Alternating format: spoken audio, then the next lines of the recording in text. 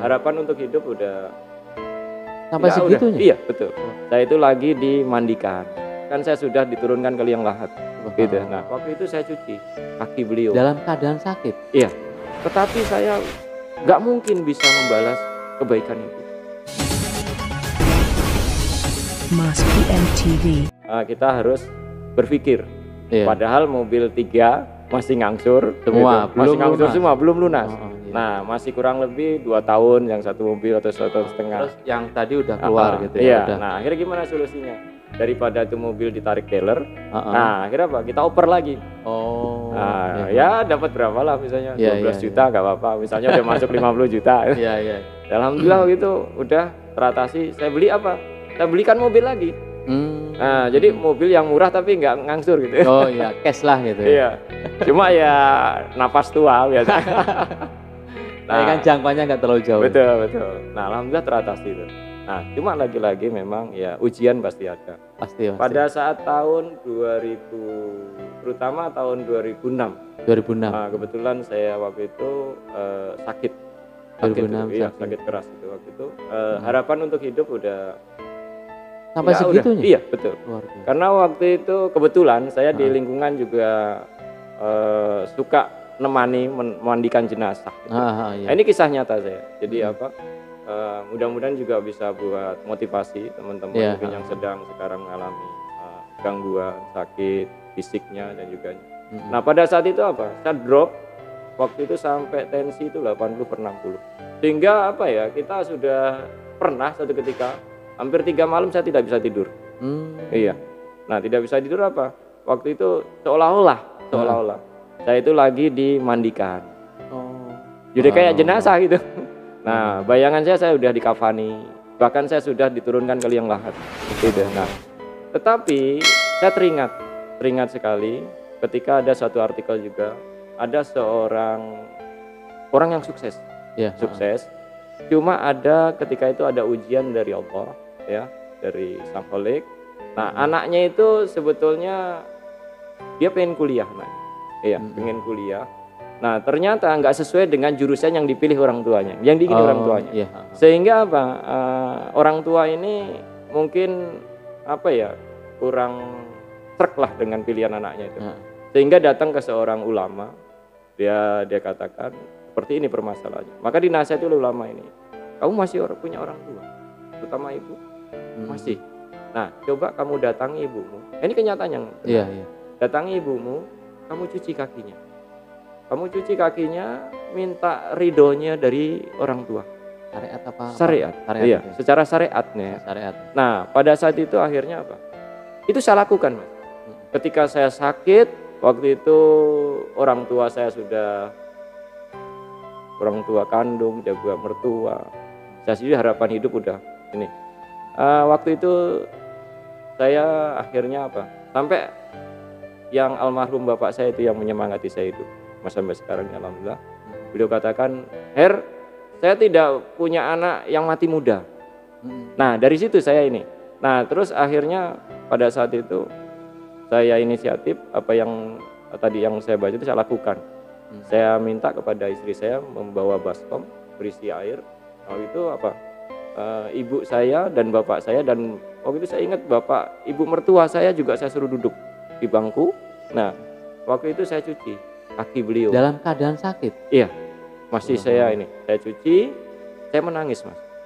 Saya menangis, saya katakan kepada ibu saya terutama, saya bersimpuh di pangkuan ibu saya sambil menyuci ini. Ibu, saya bilang, saya sudah meminum air susu ibu. Nah, saya menangis begitu. Iya. Nah, tetapi saya nggak mungkin bisa membalas kebaikan ibu. Saya cuma minta ridho ibu dunia akhirat. Dan ibu saya subhanallah, waktu itu dengan mengelus kepala saya, meneteskan air mata, saya masih terasa waktu itu. Air matanya jatuh ke kepala saya. Dan itu beliau mendoakan saya ridho air dunia akhirat. Nah dari situlah sebuah apa ya, obat tersendiri. Lecutan lah. Iya. Cemeti. Iya, cemeti kalau yang Jawa ini. Ya, cemeti. Gitu. Cemeti di bahasa Indonesia cemeti, juga. Ya, betul. Nah, itu menjadi motivasi tersendiri buat saya. Akhirnya ya sudah. kita ikhtiar berobat sana sini. Nah, alhamdulillah itu kurang lebih berapa tahun saya alami. Bahkan saya sendiri sempat udah subhanallah itu dalam kondisi yang benar-benar sakit parah itu saya minta ini kepada Allah, itu saya minta apa? Ya Allah, biasalah ungkapan hati nurani yang terdalam. Anak saya masih kecil ya Allah. Saya juga masih banyak hutang.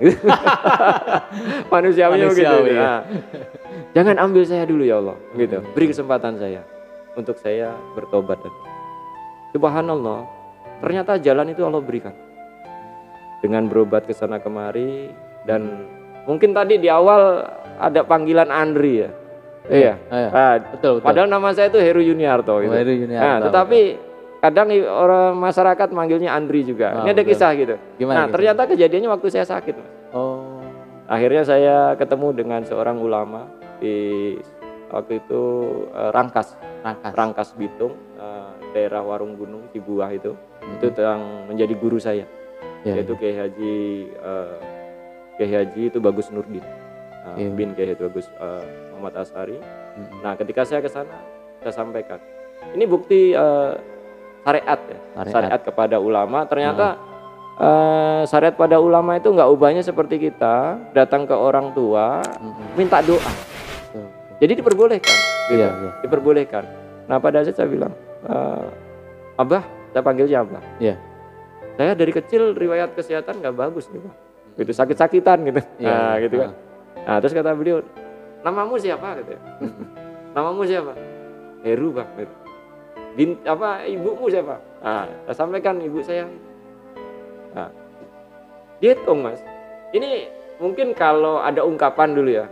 Apalah artinya sebuah nama gitu. Gitu. Ternyata subhanallah. Nah, dari situ apa? Ini langsung nama, kamu ganti nama ya? Gitu. Ganti nama. Iya, Pak. Saya ikut gitu. Akhirnya apa? Suruh pilih, Mas. Andri atau Oyo gitu. Pilihan keren ya. Iya. Nah, ternyata ada anaknya Abah yang sekarang ini jadi hakim, beliau di Papua. Nah, itu waktu sambil bercanda kelakar gitu. Andri aja keren. Gitu ya. Mas saya dibilang. Ya sudah Andri. Nah, alhamdulillah setelah itu diganti, saya pulang dengan kawan-kawan juga itu ke sana. Saya informasi ke orang tua saya bahwa saya tadi kunjungan ke ulama dan saya diganti nama panggilan. Tapi KTP tetap masih karena jadi panggilan saja gitu. Nah, itu salah satu ikhtiar juga. Ikhtiar selain berobat tadi dengan medis dan terus kita ikhtiar, dan alhamdulillah di situ terus mulai alhamdulillah Allah berikan kebaikan. Sakitnya kalau boleh tahu sakit apa, Ustaz? Waktu itu kebetulan ternyata kalau secara medis itu lambung akut. Mah. Jadi mah akut. American liver. Iya, betul. Karena ini juga jangan ditiru sama teman-teman gitu. Pada saat saya dulu masih aktifnya, saya mulai kegiatan bela diri tahun 87. Kalau saya melatih dari Cengkareng, kebetulan waktu itu saya masih kontrak di Cengkareng. Jadi pelatih waktu itu mulai ngelatih tahun 90-an. Saya langsung kadang dari Cengkareng ke Kemayoran. Jadi lupa makan gitu. Nah, sehingga bertumpuk. Iya, betul. Bertumpuk akhirnya apa? Jadilah penyakit. Nah, sehingga akut itu akibatnya. Nah, ini juga satu hal yang tidak baik yang mungkin buat pengalaman saya pribadi, jadi nggak mungkin bisa dipetik untuk teman-teman. Boleh sambil minum Ustaz biar seret.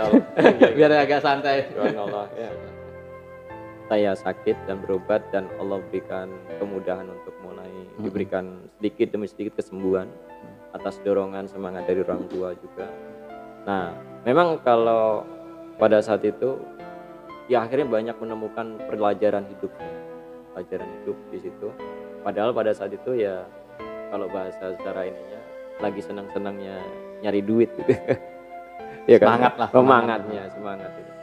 Nah, dari situlah memang kalau untuk tadi keinginan untuk menunaikan ibadah haji itu memang keinginan udah lama.